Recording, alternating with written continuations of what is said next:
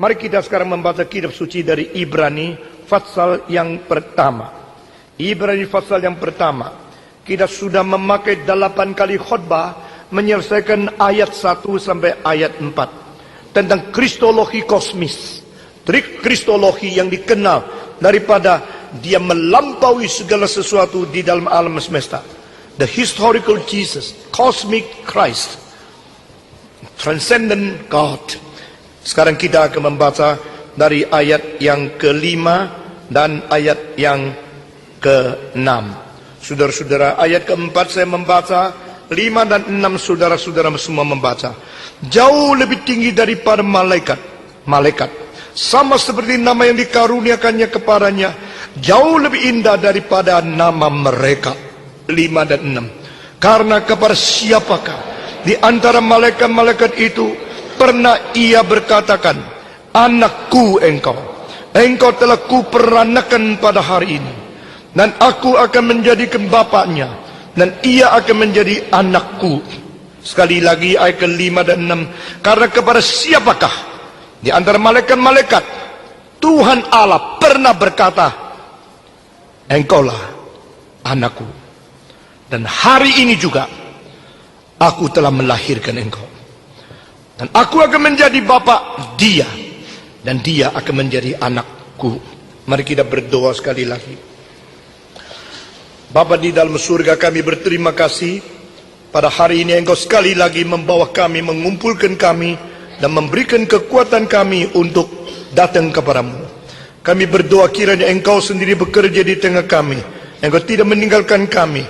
Beri pengertian kesadaran kepada kami, khususnya menjelang hari Natal, supaya kami dikonsentrasikan kepada anugerah yang terbesar, karunia Allah kepada dunia yang teragung, yaitu rahasia ibadat kami, di mana Allah inkarnasi menjadi manusia. Dengar doa kami Tuhan, kami menyerahkan kebaktian pagi ini ke dalam tangan Tuhan. Urapilah hamba-Mu yang hina, pakailah dia. Dengar doa kami yang kami panjatkan dalam nama Yesus Kristus, penebus dan juru selamat kami yang hidup. Amin. Salimnya,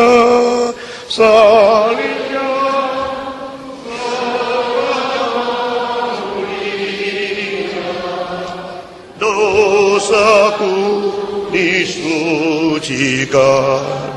oleh darah Yesus. Di dalam pendahuluan bahwa Kristus lebih tinggi dari segala malaikat, terdapat istilah jauh lebih. Jauh lebih.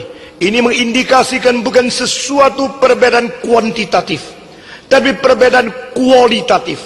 Saudara-saudara, perbedaan kuantitatif bukanlah perbedaan kualitatif. Perbedaan kualitatif bukanlah perbedaan kuantitatif. Dan kualitatif mempunyai perbedaan dengan kuantitatif. Di dalam perbedaan antara kualitatif dan kuantitatif sendirinya adalah mutlak perbedaan kualitatif. Itu sebab Alkitab berkali-kali berkata kepada kita, hal yang lebih sulit dan melampaui kemungkinan manusia memakai literatur dan bahasa untuk mencetuskannya. Maka di dalam Alkitab mengatakan, sebagaimana langit lebih tinggi dari bumi, maka kehendakku lebih tinggi dari kehendakmu, jalanku lebih tinggi daripada jalanmu. Di dalam istilah langit bumi itu sebenarnya memberitahu kepada kita tidak ada koneksi yang mungkin diberikan oleh manusia untuk mencapainya. Tidak ada hubungan yang mungkin berinisiatif daripada tenaga, daya, pikiran, otak manusia yang dicipta yang terbatas untuk menerobosnya. Itulah sebab menara Babel tidak bisa jadi, karena yang di bumi itu di bumi, yang di surga itu di surga. Langit dan bumi mempunyai perbedaan yang bersifat kualitatif. Saudara-saudara, melalui kalimat itu kita melihat lagi di dalam pengkhotbah pasal ketiga, Tuhan berkata, kamu di bumi dan Allah di surga, janganlah banyak bicara. Semua perkataanmu harus dihitung. Dan jika kau janji, kau bernasar, kau berjanji di hadapan Tuhan, lakukan semua yang kau janjikan. Karena apa? Karena Allah bukan seperti manusia. Dia ada di surga, engkau di bumi, engkau jangan main-main. Surga dan bumi mempunyai qualitative difference. Itu namanya sesuatu transcendence yang tidak mungkin dicapai melalui inisiatif manusia dan potensi manusia untuk mendapatkannya. Saudara-saudara, dengan demikian maka filosof Denmark pada abad ke-19 melalui ayat yang membedakan langit dan bumi, dia mengatakan 3 qualitative difference. Pertama, ada qualitative difference between God and man. Kedua, ada qualitative difference between heaven and earth. Ketiga, ada qualitative difference between time and eternity. Yang di dalam kekekalan tidak gampang kita mengerti dan kita menilai di dalam keterbatasan lingkup waktu yang berada di semayam tertinggi Tuhan Allah. Jangan kita mau coba mentafsirkannya dengan sembarangan otak kita yang terbatas, atau kita menolaknya, atau kita membataskannya. Itu semua tidak bisa, karena di situ ada qualitative difference.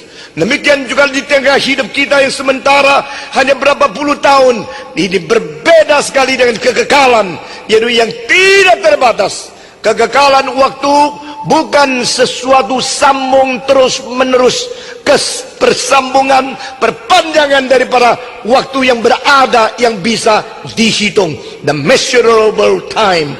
Bukan, not the extension, unceasing extension of the measurable time. Ini bukan kekekalan. Kekekalan itu ada kekekalan. Demikian juga kalau kita melihat dan mengerti qualitative difference dengan kunci ini, maka kita tidak banyak menjepitkan diri di dalam kesulitan-kesulitan di mana rasio kita tidak mengerti waktu kita baca Alkitab.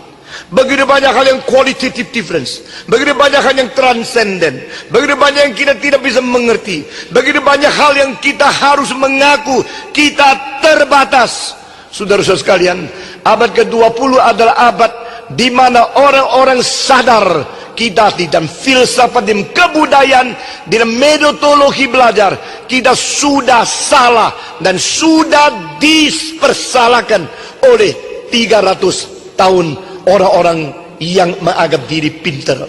Saudara-saudara, semenjak daripada zaman-zaman di mana tidak diterima lagi metafisika, tidak diterima lagi supranatural, maka zaman rasional, zaman modern, istilah zaman modern yang saya pakai khusus mulai dari tahun 1700 sampai tahun 1950. Ini ada 205 tahun di mana manusia merasa diri hebat, di mana manusia merasa diri begitu pintar. Maka saudara-saudara, ini adalah kira-kira 200-300 tahun yang disebut rasionalisasi, yang disebut antroposentris, yang disebut humanisme yang mutlak.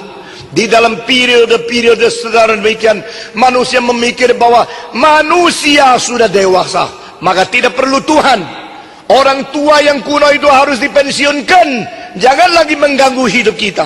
Kita bisa membuat mesin, kita bisa menghitung segala sesuatu, kita bisa mentegakkan ekonomi, kita bisa memakai daya manusia untuk membereskan segala sesuatu. Saudara-saudara, dan Tuhan sabar menunggu manusia mau apa.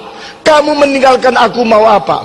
Sampai kira-kira 30 tahun yang lalu, seorang teolog Katolik yang sangat mengerti kesulitan-kesulitan Katolik dan sangat mau memikirkan tentang kemungkinan yang disodorkan oleh Protestan, Hans Kung, dia memikirkan inilah zaman yang paling tepat untuk kita melihat bahwa segala sesuatu yang dicongkakkan, yang dibanggakan oleh manusia itu sangat terbatas, dan kita harus membuktikan kitab suci lebih tinggi daripada semua pikiran yang ada di dalam dunia ini. Saudara-saudara sekalian, di situ sekali lagi mempandikan setir atau mengembalikan kepada kemuliaan Tuhan Allah. Sebenarnya sebelum Hans Kung 120 tahun, Søren Abi Kierkegaard daripada Denmark, dia sudah mengatakan abad ke-20 manusia menjadi mesin.